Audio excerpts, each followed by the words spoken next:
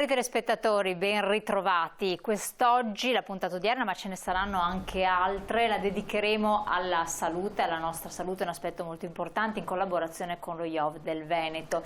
Entreremo e scopriremo le importantissime novità, perché è una struttura di eccellenza, perché è importantissimo anche contribuire in qualche modo a che questa struttura resti tale e possa anche aiutare la ricerca, che è fondamentale, che viene effettuata all'interno da persone estremamente qualificate e preparate, e vi racconterò in più occasioni anche come, 5 per 1000, aiutare la ricerca nelle strutture, nello IOV. Lo IOV che ha la sede a Padova, però anche la sede distaccata di Castelfranco e poi a Schiavonia.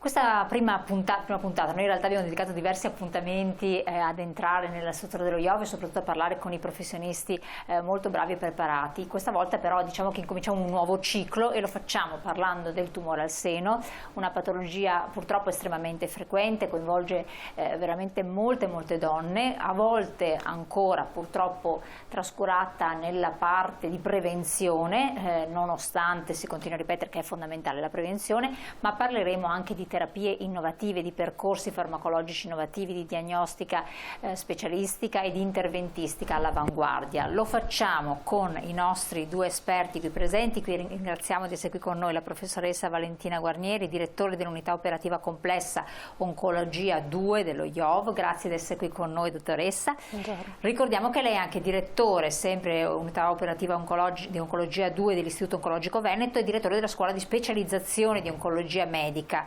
coordinatore del gruppo oncologico multidisciplinare della Mammella e del Dipartimento Oncologico Interaziendale di Padova. Grazie.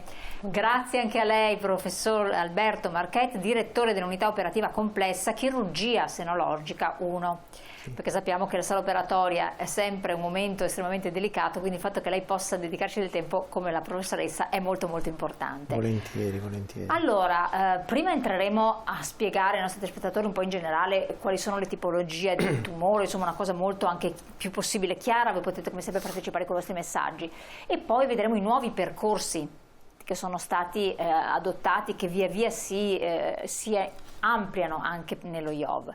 Vuole cominciare lei, professoressa, che poi entriamo nella parte chirurgica con i nuovi percorsi anche di chirurgia e di interventi che sono molto importanti, perché poi qui li riguarda la parte diciamo fondamentale di chiusura del cerchio in qualche modo, oltre alla diagnostica.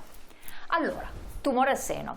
C'è qualche novità innanzitutto nelle tipologie di tumore al seno e quali sono? Sì, allora diciamo che fondamentalmente per quanto riguarda la classificazione del tumore alla mammella riveste un'importanza fondamentale la valutazione dell'assetto recettoriale.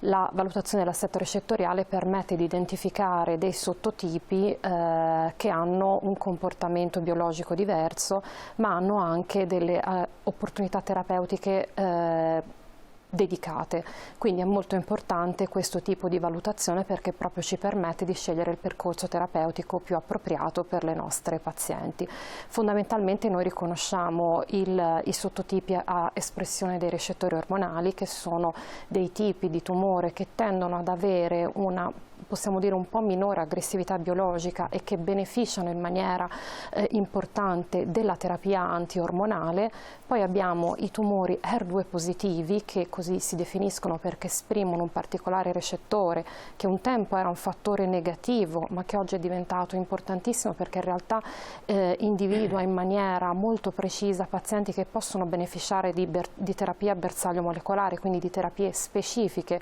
che di fatto hanno neutralizzato il ruolo, diciamo, prognostico negativo di questo recettore. Si chiama, quindi ripetiamolo, HER2, HER2, quindi HER2, e poi abbiamo l'ultimo sottotipo che è anche quello, diciamo, forse in cui ancora abbiamo ancora degli scenari di opportunità terapeutiche da esplorare, che è il cosiddetto sottotipo triplo negativo, che proprio si chiama così perché manca dell'espressione dei recettori ormonali e di questo HER2 che abbiamo nominato prima.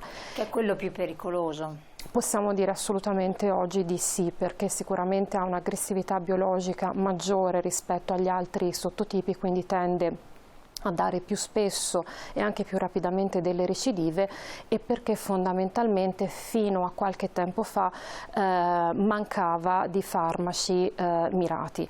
Per cui abbiamo visto i tumori a recettori ormonali positivi hanno il bersaglio della terapia ormonale, l'ER2 ha tutta una serie di farmaci anti-ER2 e il triplo negativo rimane quello che fino a poco tempo fa poteva beneficiare solo della chemioterapia, che sicuramente è un'arma importante ma che per molti di questi tumori non era sufficiente. Oggi però si sono aperti degli scenari terapeutici aggiuntivi, in particolare l'immunoterapia, per cui oggi possiamo dire che una parte di questo gap rispetto agli altri sottotipi di tumore mammario in termini di guaribilità lo stiamo colmando.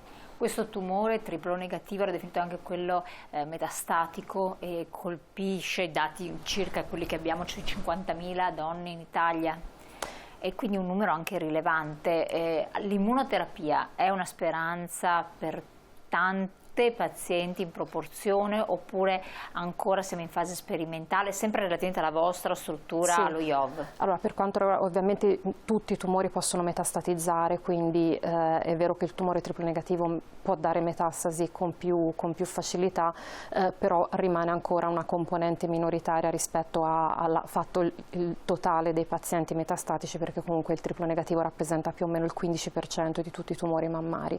Se pensiamo al trattamento della fase metastatica, l'immunoterapia è una realtà oggi, ma solo per quella proporzione di pazienti triplo negativi che hanno un particolare marcatore che si chiama PDL1, che serve a capire se il trattamento, l'immunoterapia dà un beneficio rispetto alla sola chemioterapia, ed è comunque un trattamento combinato con la chemioterapia.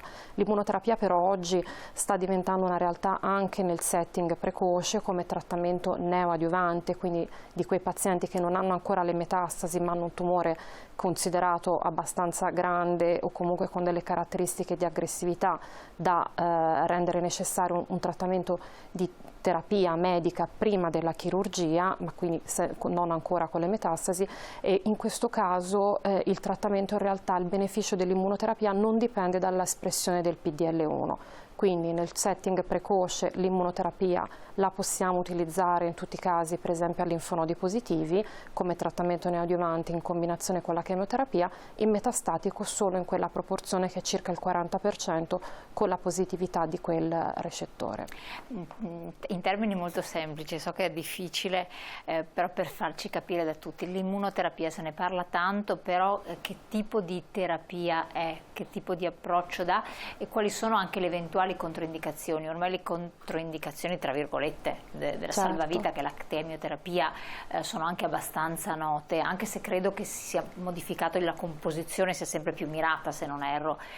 Ci spieghi un attimo a chi ci ascolta, che magari è anche coinvolto in questo percorso? No, volentieri. Allora, l'immunoterapia di fatto in molti tumori agisce anche come unico trattamento e serve praticamente a ripristinare la risposta immune del soggetto contro le cellule tumorali, perché fondamentalmente il principio è che teoricamente tutte le nostre cellule sono in grado di combattere le cellule tumorali almeno all'inizio e quindi non far neanche manifestare il tumore, ma nel tempo si sviluppa una tolleranza per cui il nostro sistema immunitario non sa più riconoscere come estranee le cellule tumorali.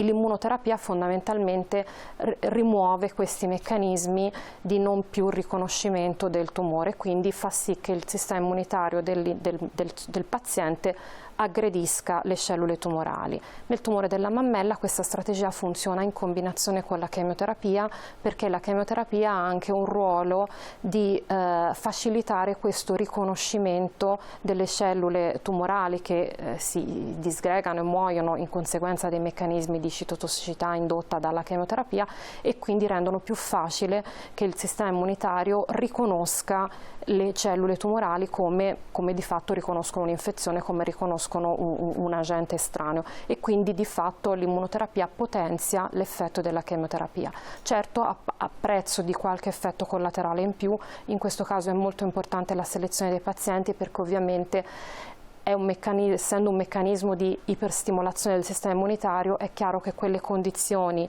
di preesistente patologia autoimmune, come possono essere le situazioni per esempio di tiroiditi, di artrite reumatoide, quindi patologie che già derivano da un'iperefficienza del sistema immunitario del soggetto, potrebbero rendere il trattamento estremamente tossico. Quindi in queste circostanze ci sono sicuramente delle situazioni in cui ci va o molta cautela o comunque in cui questi farmaci non sono indicati. Quindi ci sono delle controindicazioni, sì, cioè non è sì. che, perché così nel parlare comune tante persone reputano che l'immunoterapia sia più salutare. No, è un trattamento diverso, sicuramente per esempio non dà l'alopecia, che è una delle preoccupazioni principali, soprattutto parlando di chemioterapia per pazienti con tumore al seno, quindi la perdita dei capelli è un po' forse la tossicità più temuta. Questi farmaci non la causano, ma il fatto di usarli in combinazione con la chemioterapia, comunque per la fase di chemioterapia questo problema ci può essere, però per certi aspetti ci sono delle tossicità particolari proprio legate a questa attivazione del sistema immunitario che devono essere considerate in maniera altrettanto attenta rispetto a quelle precauzioni che abbiamo rispetto alla chemioterapia, quindi non è un trattamento blando, esatto. Non è un trattamento che si può fare sempre, va fatto comunque con la stessa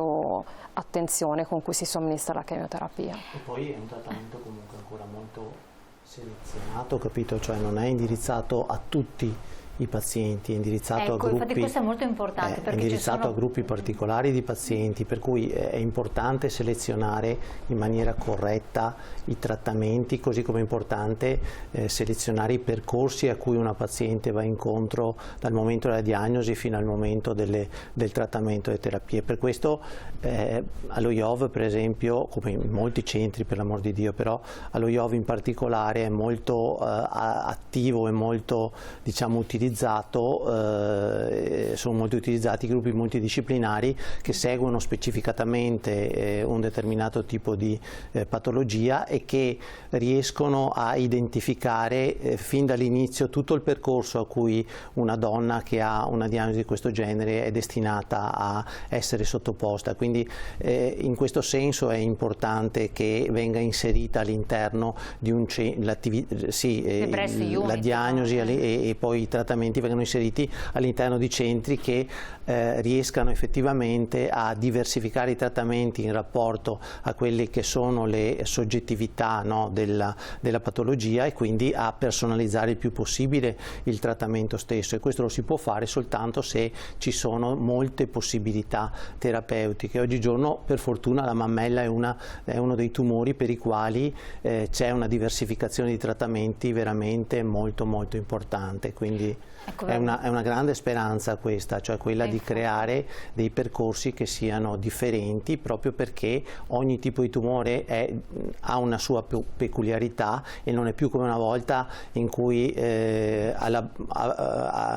avuta una diagnosi si aveva un trattamento che era sempre standardizzato e più o meno sempre lo stesso, insomma. Quindi certo.